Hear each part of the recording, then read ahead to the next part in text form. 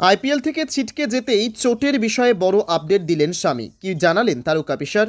আর মাত্র কয়েকদিনের অপেক্ষা, তারপরেই শুরু হতে চলেছে চলতি বছরের আইপিএল।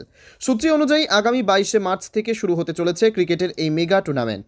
যদিও তার আগেই একের পর এক বড় আপডেট সামনে আসছে। মূলত বিসিসিআই এর তরফে গত মঙ্গলবারই জানিয়ে দেওয়া হয়েছিল যে 2024-এর আইপিএল খেলবেন না ভারতের তারকা খেলোয়াড় মোহাম্মদ শামি। পাশাপাশি প্রসিদ্ধ কৃষ্ণা ও ঋষভ পন্থের বিষয়েও আপডেট দেওয়া হয়। তিনি এটাও জানান যে 15 দিন আগে তার অস্ত্রোপচার হয়েছিল, তবে এখন তিনি ভালো থাকলেও সুস্থ হতে কিছুটা সময় লাগবে।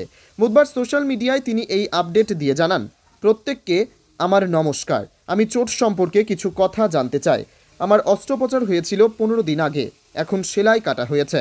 এছাড়াও তিনি আরও জানান, যেভাবে আমি সুস্থ হচ্ছি তাতে আশাবাদী যে আমি খুব তাড়াতাড়ি চোট সারানোর পরের পর্ব শুরু করব।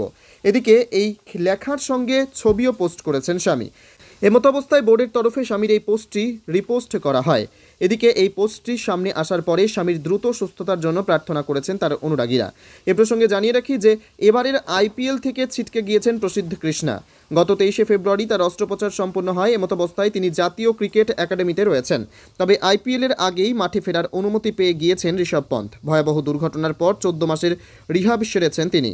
এবার তাকে ফিট ঘোষণা করেছে বিসিসিআই। এমতো অবস্থায় পন্থ ফিরে আসায় স্বাভাবিক খুশি দিল্লি ক্যাপিটালসও।